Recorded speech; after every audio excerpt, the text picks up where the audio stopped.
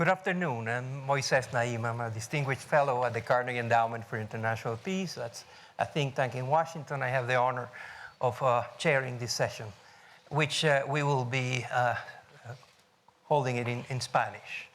So you have excellent simultaneous translation. Buenas tardes, encantado de estar con ustedes. Good afternoon. It's a pleasure to be here this afternoon with you. I'm Moisés Naím. I work in the Carnegie Endowment, a think tank in Washington, and I'm chairing this meeting. Con los presidentes We de are América going to have a Latina, tres chat presidentes de with América three Latina, el presidents of presidente Latin America, del Banco Interamericano de Desarrollo Latin y America, ustedes. the president of the No vamos a Inter-American tener el Bank for formato Development, usual de los we're not going to microdiscursos follow the iniciales, sino vamos usual inmediatamente a format pasar algunas of preguntas. small Vamos a tener speeches and then questions. We're going to go straight fluida, into the questions, y and this muy is going to be a rápidamente voy very a tratar de darles fluid la palabra a ustedes. dialogue. So I'll quickly Quizás para tener the floor back contexto, to you. quisiera comenzar con el Put presidente del things Banco into Interamericano context, de I'd like to Desarrollo start with the con president respecto of a the las perspectivas Inter-American Bank for económicas de Development América as for Latina.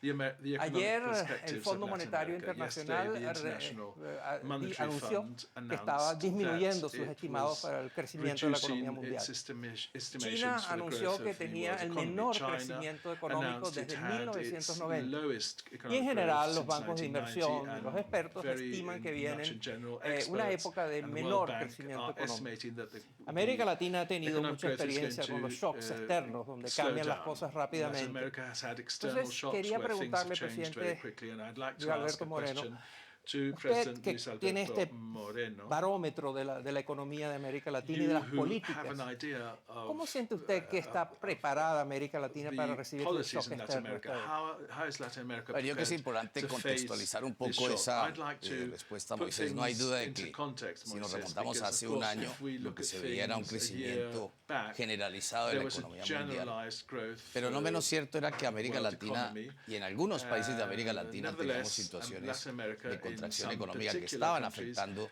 they las were cifras de in a crecimiento recession, promedio. Era el and caso that de was una recesión muy profunda slowing que tuvo el Brasil, average también growth. la There was a caída de la recession economía in Brazil, argentina. there was Eso a drop frente in al the conjunto de Argentinian economías economy, latinoamericanas and presentaba un número, por lo menos en promedio, bajo. that gave Pero a había lower otro average factor, y for es que Latin America los precios as a del whole. petróleo Another factor le also ayudan a played an unas important economías role, y which castigan a is otras.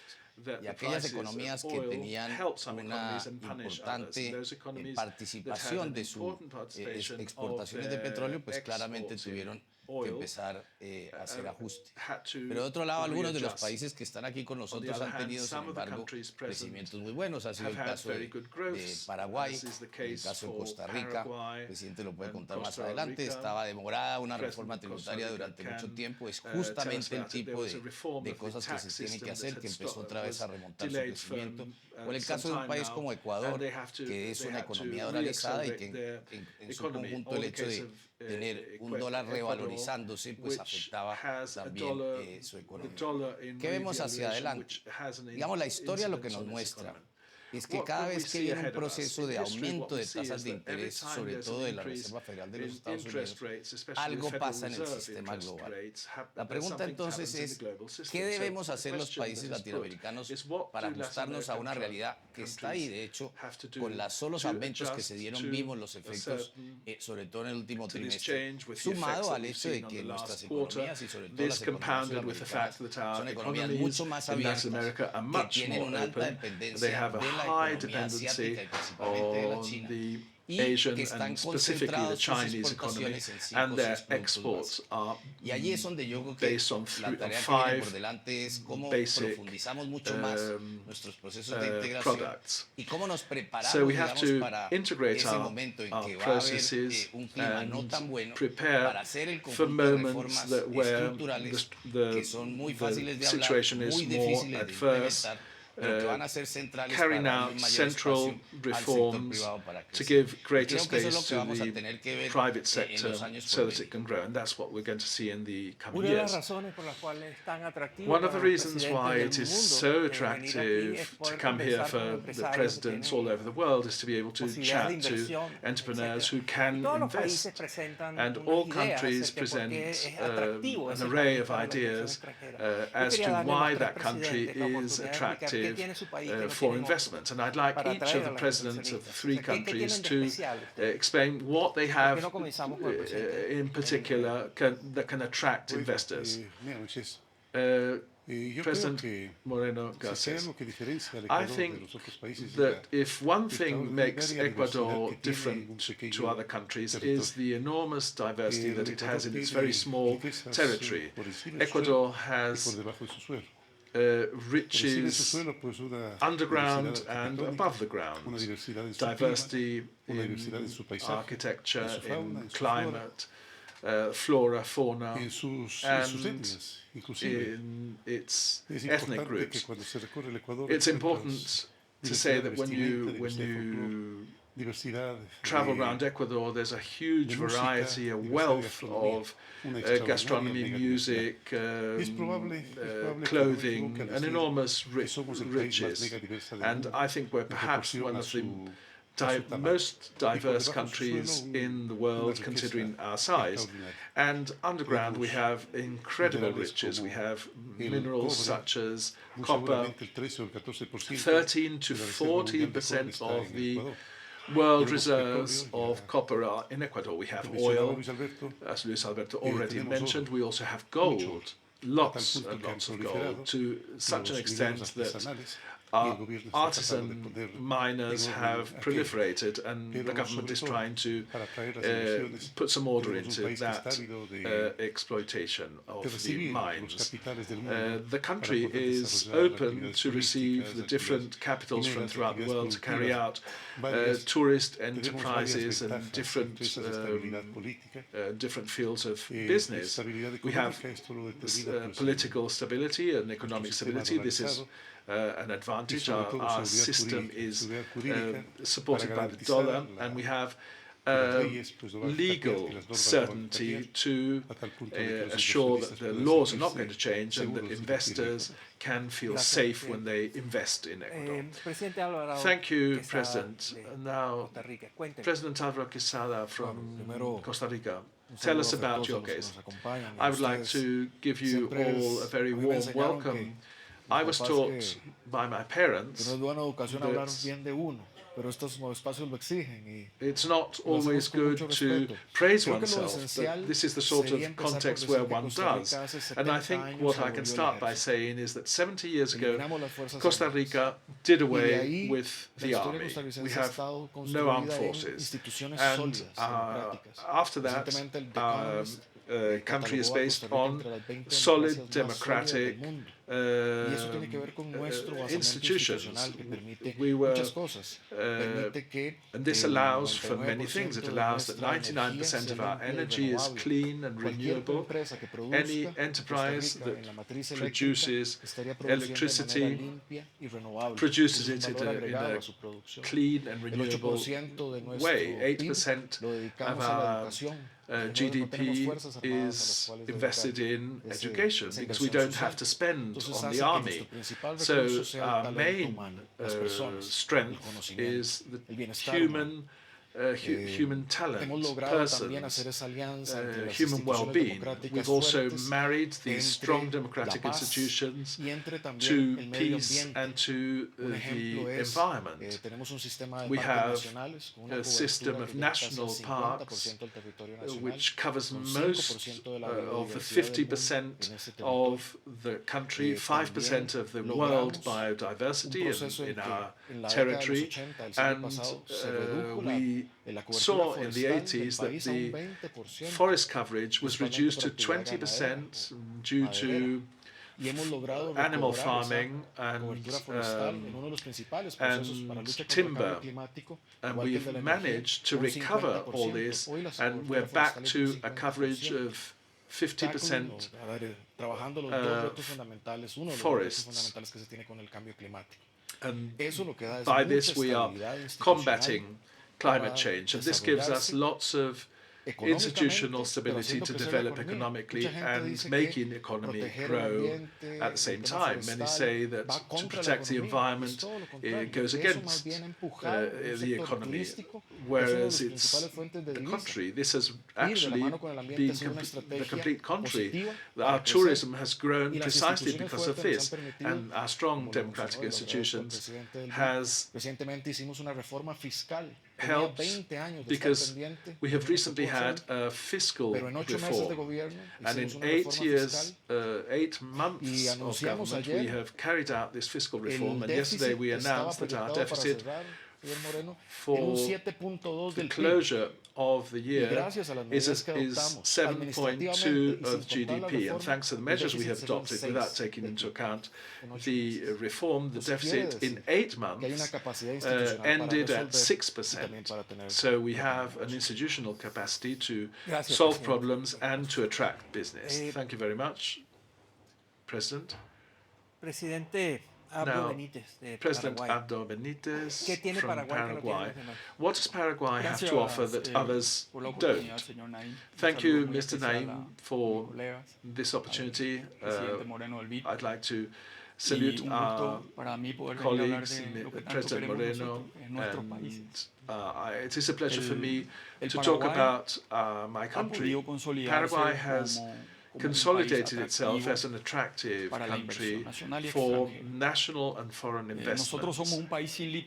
We are a landlocked country, so we've had to build a strategy with comparative advantages. We have a very small internal market. We are 7 million inhabitants and 406,000 square kilometers. We are as big as Germany, but only with 7 million population. So over time, what we have done is strengthen the Paraguayan model, which has a series of traits.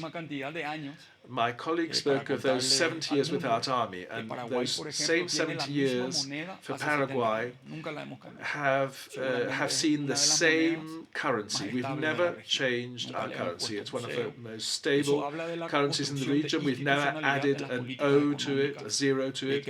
So that talks about our economic strategies that speaks of Paraguay as an economic ally. After the Gulf countries, Paraguay has a very small fiscal pressure, only 10%. It's nearly fiscal paradise, a trade paradise. Exporting is expensive, so we have to create competitive advantages. We have a long-term macroeconomic stability, and we have managed to continue growing in spite of the regional crisis. Paraguay has grown for 15 years with 4.5% of the GDP sustainably in spite of regional crisis. Now we're working on the next step forward, strengthening our connectivity. We've signed agreements with Brazil to build 2 international bridges because Paraguay has to be connected to the rest of the world. We are also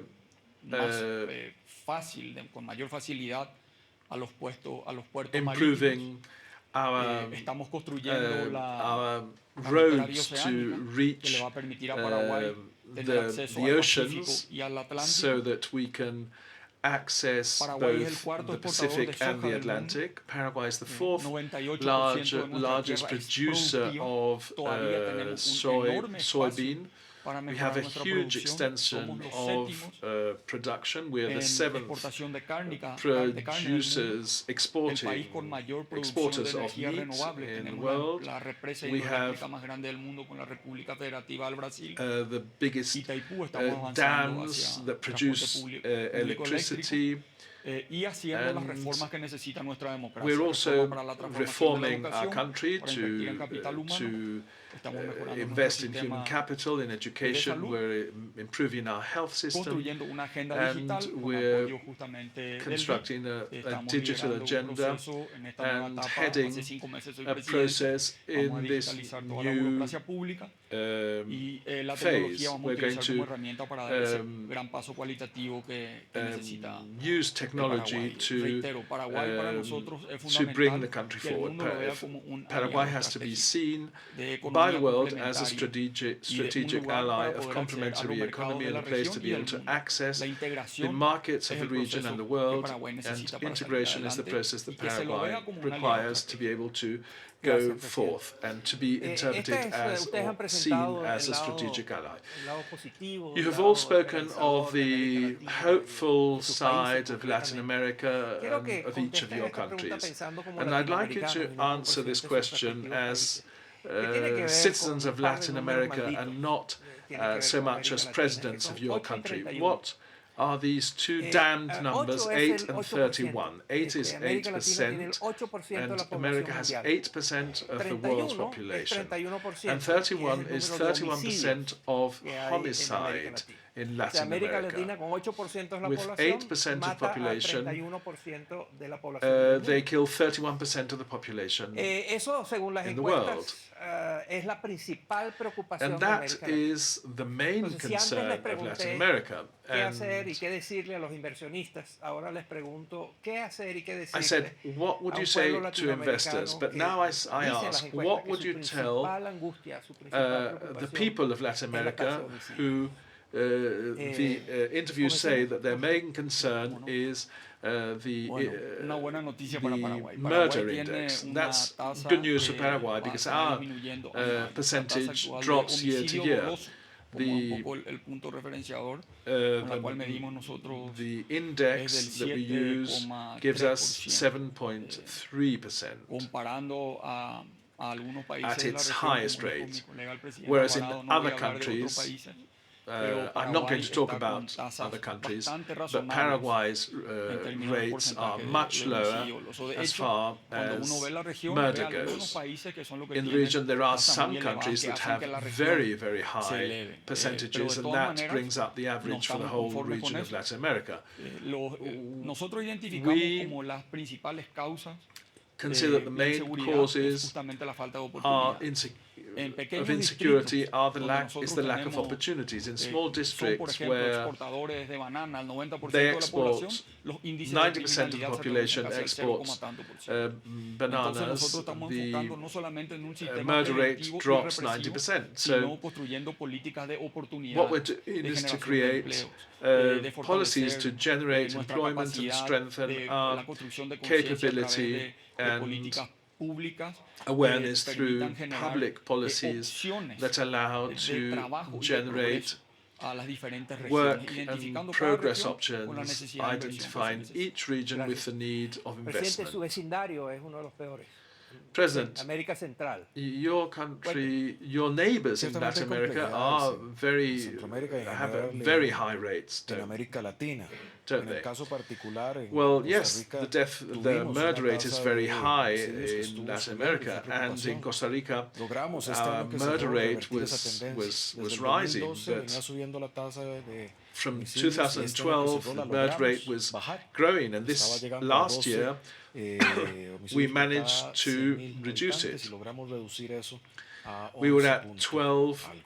Entonces, eso es murders algo per positivo. 100,000 inhabitants, and now we're down to Lo 11 central point que está something. acá, en mucha de la The main inseguridad, thing tiene que ver con la desigualdad social. En América in Latina insecurity sigue is siendo una de las connected regiones más to desiguales del mundo, y otros fenómenos como inequality. el narcotráfico. Latin America is Cosas one of the most interesantes. Lo que se logró en la unequal reducción tuvo que ver regions mucho of the con world. acción operativa, usando datos y estadísticas y ciencia de datos de la policía, y de una forma preventiva. Our statistics Lo importante are que se drawn logró from fue, the por police ejemplo, records, confiscando armas and ilegales. one Eso fue uno de of los the principales measures motivos we para took esa to reduce Ahora, esta murders ciencia was de datos, la the confiscation georreferenciación, of es importantísima, weapons. ya no solo para el tema de seguridad, sino para combatir la desigualdad.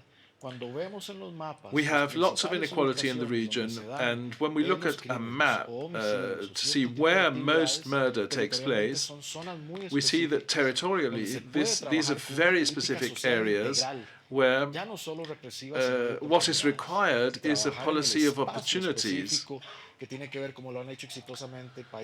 And this has been done successfully in a number of countries by creation of leisure options, prevention of drugs, new opportunities for the youth, for women, the creation of new jobs, and that is very hopeful. In Medellin, for instance, there have been very positive experiences in that respect, and they have managed to reduce their rates. And this is not a problem that affects us only as a country, but rather as a region, and we need cooperation. We are not cooperating sufficiently to overcome these scourges. I know that the mayor of Medellin is with us here present, so I'd like him to talk to us on the topic as well. President Lenin Moreno, from the perspective of Ecuador, an Andean country, and all that is connected to drugs and narco traffic, drug trafficking. The Ministry of Interior, who controls the police, has carried out a number of actions which has seen a drop in murder rates over the last few years. But there's also a bad side to this, the fact that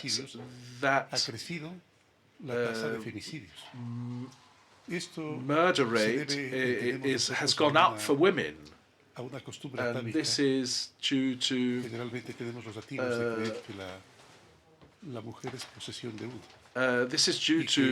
an ancient belief where a man thinks that the woman is his property.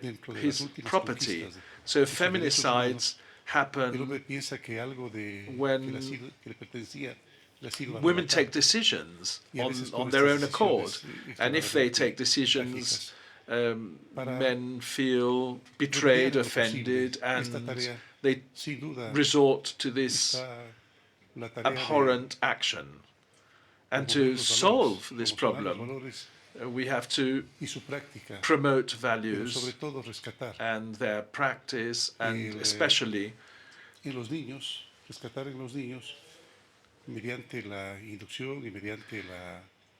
help children not fall into these traps by teaching them human rights and basic values from their very early childhood, so that they start understanding that women have a right to choose. And that, I think, is something that is going to contribute enormously to reduce the feminicide rate. Obviously, there are other aspects that play a role in murder rates, criminality related to drug trafficking mainly, and that too is being combated in a very open and frank way through an effective action of the Ministry of Defense, together with the help of the Ministry of Interior, the Home Office. And we are concerned because the rates of drug consumption are on the rise, and that is certainly a huge concern. And we are tackling this problem by promoting values and by imbuing in the youth and in children that they should identify with the beauty of life without resorting to miserable substitutes as drugs. President Moreno, this 8 and 31%. Moisés, we can look at this from a different angle.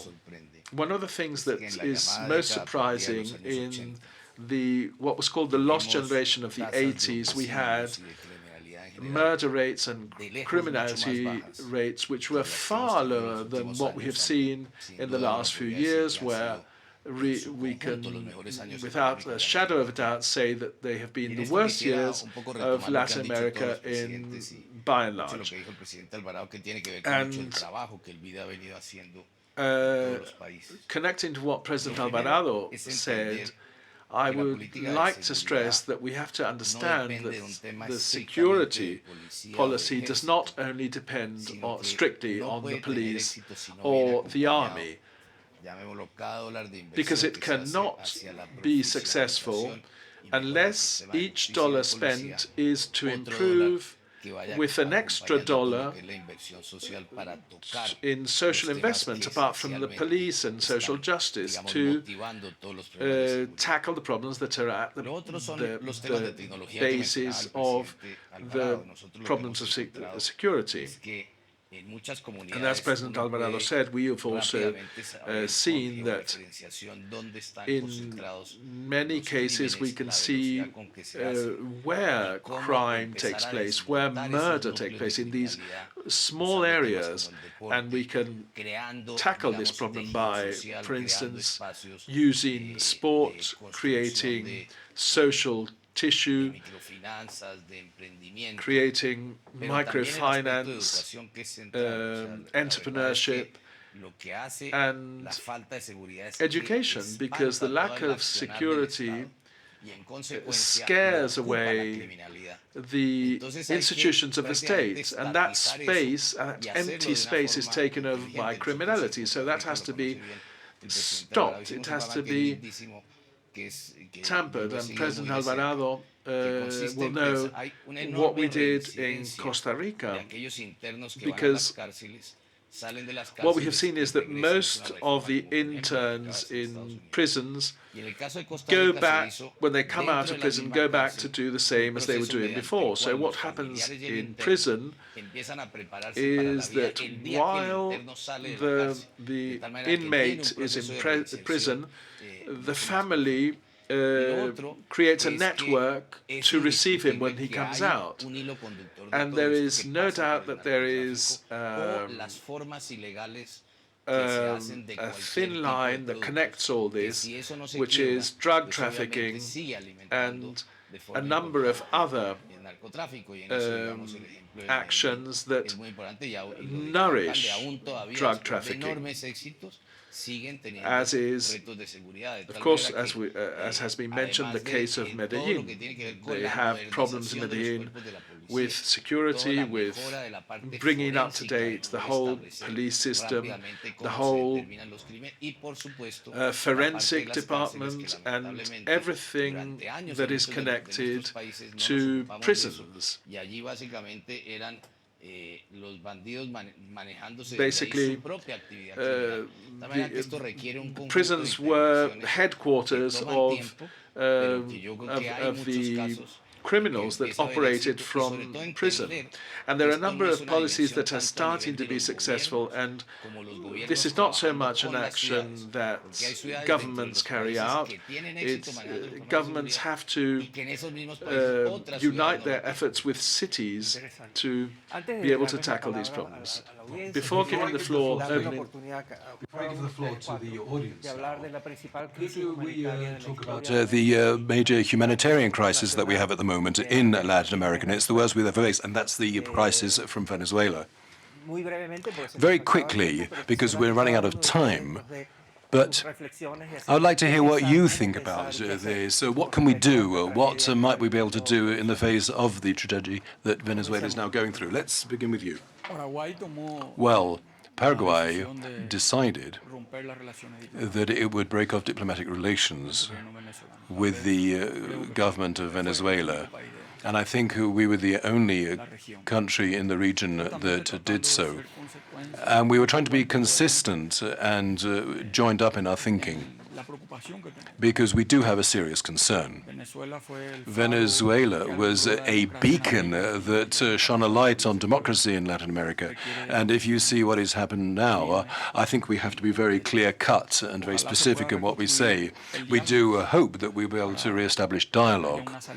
We hope that there will be a way out, a peaceful way out of the situation, And we do hope that they will find their way back to democracy in Venezuela. But we will certainly support any humanitarian aid that might be given.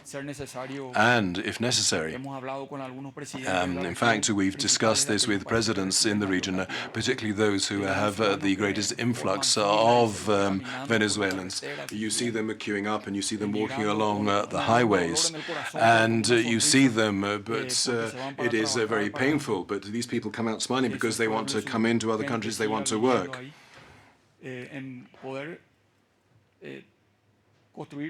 What we therefore need to do is to look at the financial side of this so that we can provide solidarity with those countries who are getting the most number of Venezuelans in. I think this should be a world cause, really, Venezuela. President Alvarado, yes, I agree with what's just been said, really. And I think this is a particular juncture at the moment, and it's complex. It's not just Venezuela. I'd look at Nicaragua as well in the same breath, really. And I think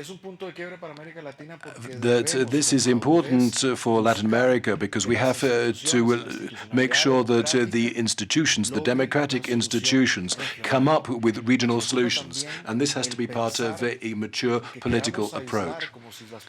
I don't think we should isolate these and just pretend that these are national or domestic problems. These impinge on us as well. And I think there's been a discussion on this, and we have to look at what it actually means when we talk about intervention. We're talking about human rights, and Hemingway once said, for whom the bell tolls. Well, it's not just for them that the bell is tolling, it is also for us that it's tolling. And we're listening to that bell tolling. We have that ringing in our ears.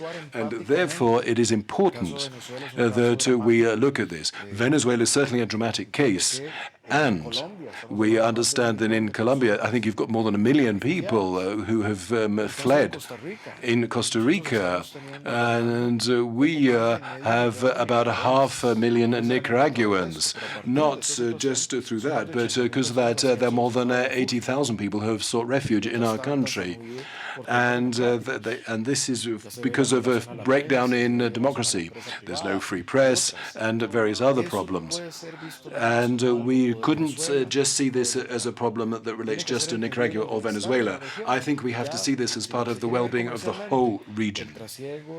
And we also have to see this about the trade between all the Central American countries is being affected by that. It is dampening trade. And also remittances aren't being paid either. And a lot of families depend on those remittances which come from abroad. Now, Nicaragua has got negative growth, and this drags down the whole region. So I think saying that we're being interventionist or that this has to be sorted out domestically, I think is a refusal to see that this affects the whole region. And I think if my neighbor is going better, is doing better, both democratically and economically, then of course that is going to redound to my benefit. And I think there's a certain majority that we're talking about in our approach to this. We have to look at what we're doing in the institutions, and I think in this way, by taking that approach, we should find a way out. President Moreno Garcés. Thank you, Chair. Before Maduro won in Venezuela, Venezuela had said that, and we had said that any election had to be held democratically, and the opposition should be allowed to stand and to be active, and they should not try and trip them up, as has indeed happened. And there should also be international observers as well, on as broad a front as possible, to check impartially whether the elections had been correct and fair. And we, as we often do, and this is very much part of our policy, we also sought a dialogue so that it would be possible to come up with a peaceful solution. But the answer to our call was negative. And the result of that, I think, has been this exodus of more than 2 million Venezuelans. They have gone particularly to Ecuador and Colombia, Peru and Chile. In Ecuador, the Venezuelan migrants have come in, it's 770,000, and we have respected their rights, and we have provided schooling, health and work. But of course, we have called on the Venezuelan government to themselves sort out the humanitarian crisis that they have. There's about 6,000 are coming into Ecuador, and it's going to over the 3 or 4 months. And these are 6,000 are coming in daily over these few months.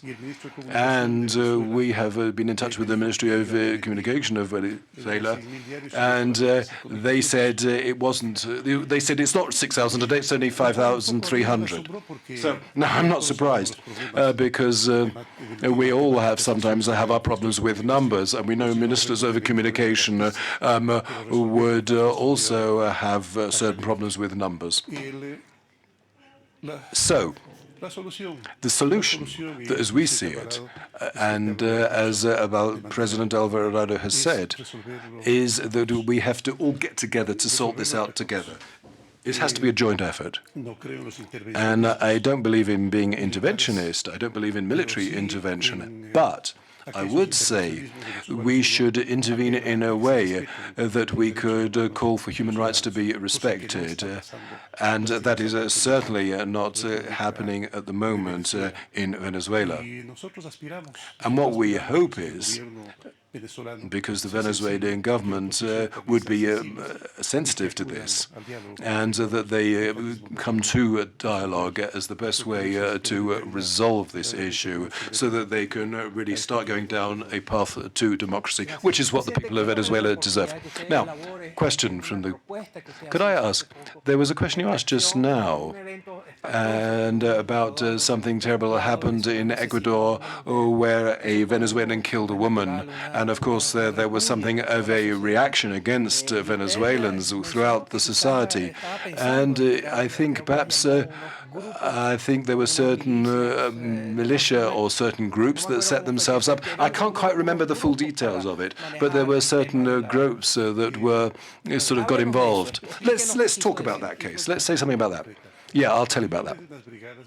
Now, there were certain brigades, the professional brigades that we set up.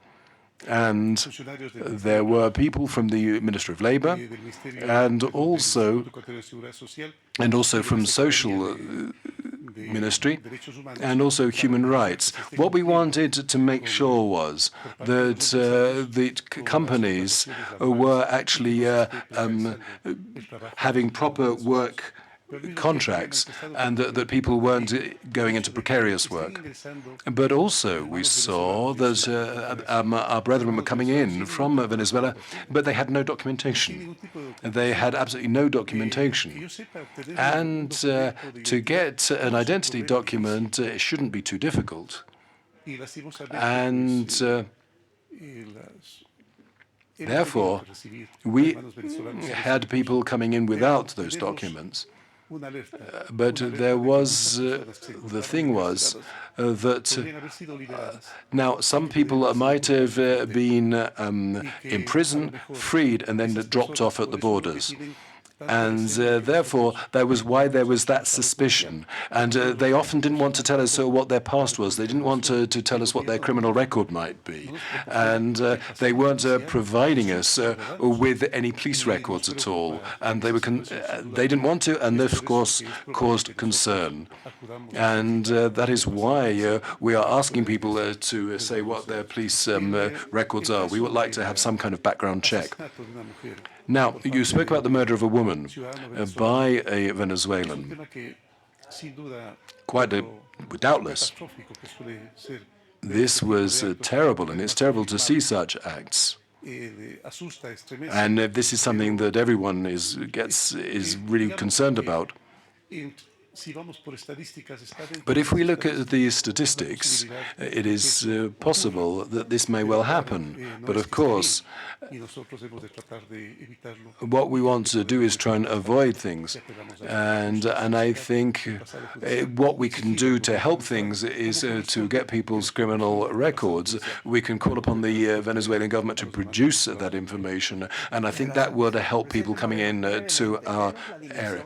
Now, President Moreno, there's an economic side to all of this. How would you view it? Well, I think what really shocks us is that if you look at the UN numbers for the last 4 years, then about 2.5 million have left, and about 1.8 million have, particularly Syrians, and have come into Europe. So you've always spoken about this, and of course the news is the importance of the news depends on where that news is being released. But we can see that the terrible things have happened here. And I think that what is quite admirable in Latin America, and I think this holds good for all countries, is that they have welcomed in these people. There's the Nicaraguans gone into Costa Rica, there are Haitians who have gone to Chile, and to other Central Americans have gone into Mexico. But never have we had such huge movement of people. And what we see, and if you read the history of such migrations, that the numbers are just going to grow. Because you perhaps set up a family in Ecuador, and they might get a job, they might establish themselves, and then they're going to call in the rest of their family. So what we're seeing is, first, that we have to think very seriously. Let's not consider it to be something like it is in Jordan, where you have refugee camps with more than 1 million people in them, and they haven't been there just 1 year. They've been there 10 years, even 15 years, and that would be very serious indeed for our countries. So we have to think, how can we integrate these people? And to do that, we need to give them the wherewithal, be it in Quito, be it in Lima, be it in Buenos Aires, wherever, so that we can welcome them in, so that we can provide the public services, education, housing, primary health care, because the healthcare level in Venezuela is terrible at the moment, and you can see people coming in across the border, and there are actually sick bays on the border, so that these people who are coming in, some of them are bringing malaria with them, and some of them are bringing in measles as well. So we've got these sick bays on the border so that they don't infect the rest of the population. But the situation for Venezuelans is terrible because they have lost what they basically had. They have absolutely no goods, no services, there's no respect really. And therefore, I would agree with what the other presidents have said, that this is not something that we can just see as someone else's problem. We all need to act together here. And by acting together, so that we can bring about a Venezuela which will be different to what it was, so that we can, however, bring together all these different parties in the country. Now, in our bank, we do certain household surveys, and the rate of impoverishment of the Venezuelans is huge. It's really happening apace. And you can look at the drop-off in oil income, and basically the country is imploding. And people are just getting out sort of while they can. Now, I think there's Rodrigo Mañarca in the room. He's the minister of the Cuban trade minister. Now, could I ask you? Now, we know that Cuba has a lot of influence in Venezuela. So what advice are you giving the Venezuelans at the moment? What are you telling the Venezuelans so that they can get a handle on this crisis? I'm Vice President of the European Commission, but if Oh, sorry, is Rodrigo Mañarca in the room? Is the person he was just now? He was here just now? Oh, well, sorry. So Cuba's gone AWOL in this conversation. I'm sorry. Bueno, you have go ahead.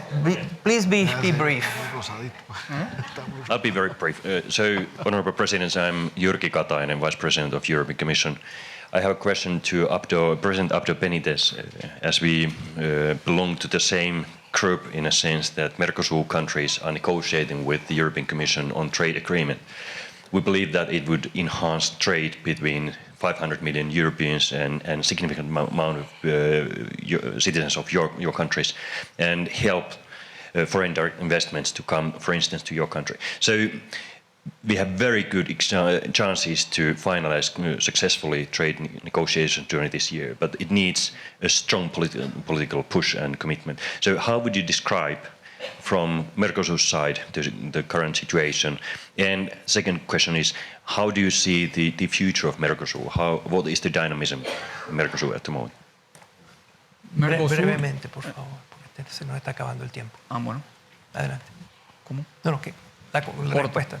Bueno, Mercosur, well, the last meeting that we had between the presidents of Mercosur, we decided that we would move forward and we would be very want to bring to an end this negotiation between Mercosur and the European Union. Now, this is, of course, mainly between the larger countries, France, Italy, Brazil, and there are certain existing agreements. But as Mercosur, we are convinced that this is an integration that we have to do as soon as we can so that we can bring to a successful conclusion this process. Well, I don't think I have. I mean, do I have time to say any more? Yeah, you can finish off. Yes, finish it off. I'm convinced now, because this is being discussed, a lot of it will be talking about integration today and whether that's the way forward or not. And I think the history of humanity is a history of integration. Every country has its own system of internal integration, different cultures come together and so on. And these have grown together and merged over time. So what I would say, talking about our integration between Mercosur and the European Union, is that we should try and deepen these efforts worldwide. And indeed, we believe that perhaps some of the problem has been when it becomes too ideological. I think it has to be based on a complementarity, and it has to be based on the potential of each country. And therefore, we very much want to strengthen this process.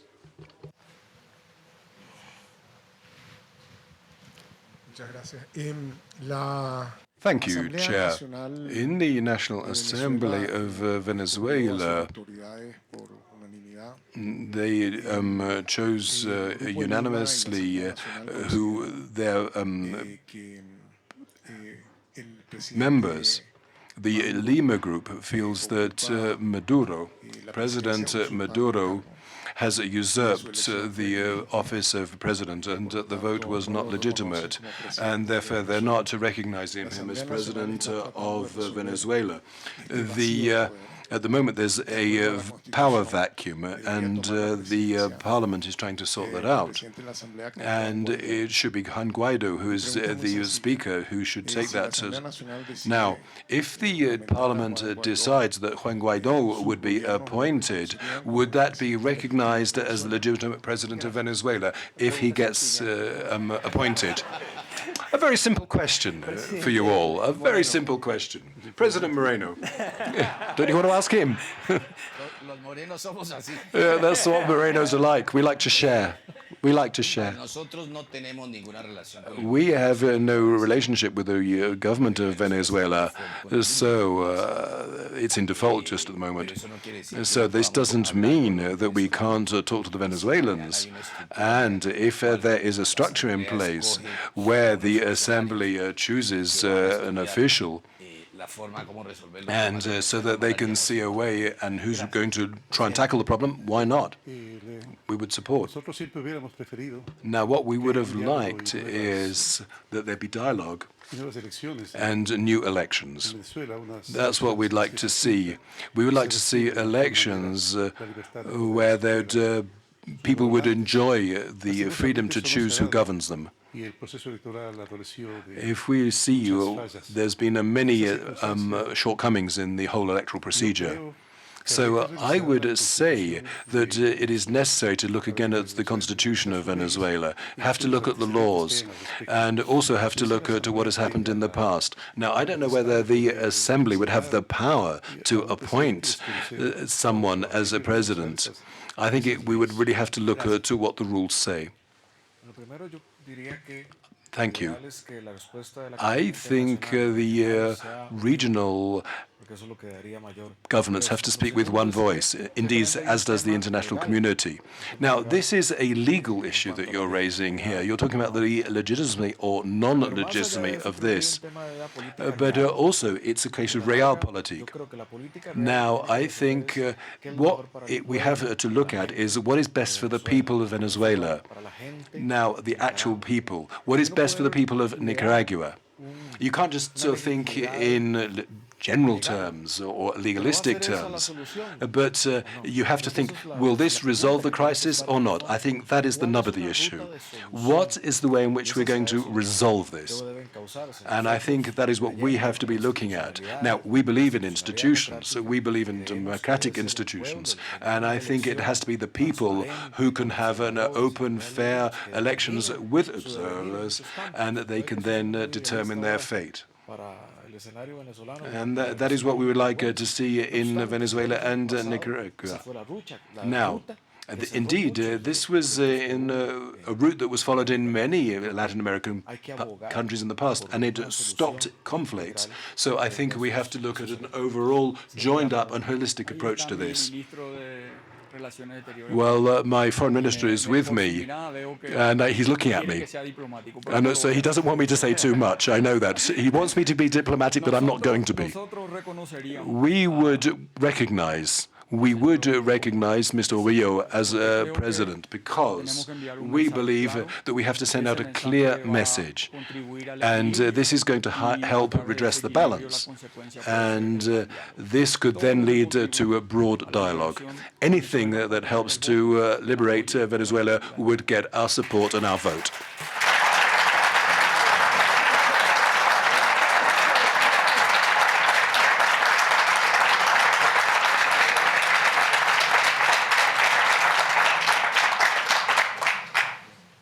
Identifíquese, por favor. Please tell us who you are. Lourdes Casanova from the Cornell University in New York.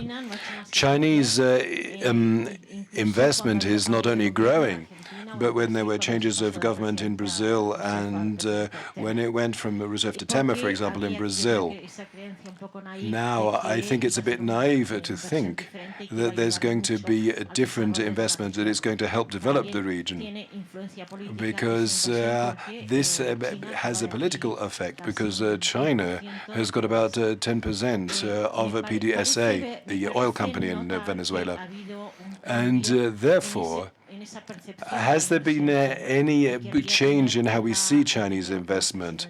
What do presidents think about that? Well, just one of them. Which of them are you asking?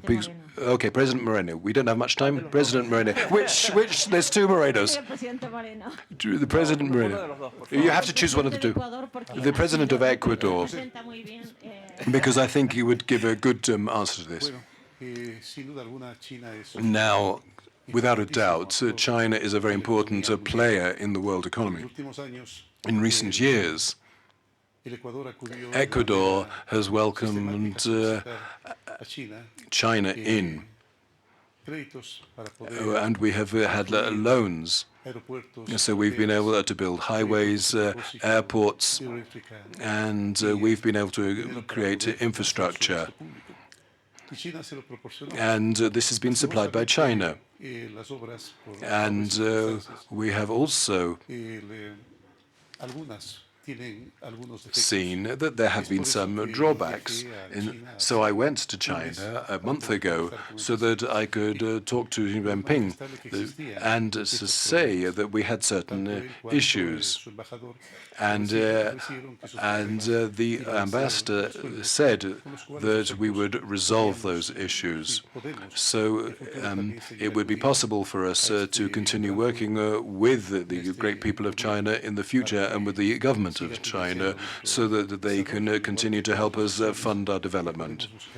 And clearly, we work with multilateral organizations as one at the same time, of course. We believe we could say we trust that there will be no problems at the moment by resolving the issues now. Now, actually, about $1 million has been released by China so that we can continue our development. Just tell us who you are. I'm also from Cornell. Now, Mr. Alvarado, there has been a tax reform which has been difficult both within the country and outside of it. What have been your keys to achieving that fiscal reform? And President Moreno, when will these tax reforms come in so that the region can grow? Well, in Costa Rica, we've had more than 20 years with the problem with the public finances. So basically, there was a high level of indebtedness, and the key to what we did was, well, it sounds simple now. I mean, basically, where there's a will, there's a way. It was determination that we had. We had a 90-day strike in the education sector, a strike. I mean, it was a peaceful strike, but it was still a strike. But we had to do this so that we could make this change. Because if you actually bring in these reform, and if you sort out your problems of liquidity, it means that we didn't have to cut any of our social programs.